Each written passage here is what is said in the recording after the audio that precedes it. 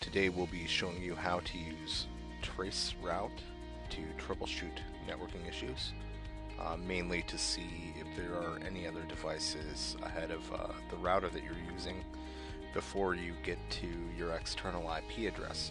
First thing that you need to do is open up the command prompt. You can do so by clicking on the Start menu, type CMD into the search bar, and then you can click on the command prompt right here, or you can right click and run this administrator, but for this purpose you do not need to do so.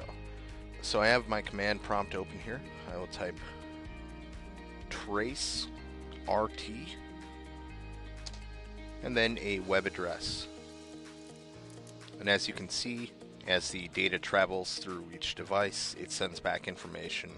I'm first getting information from my router, and then I see immediately I go to the external IP address.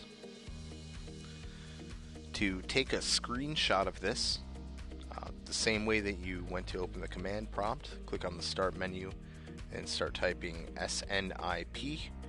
That'll bring up the snipping tool.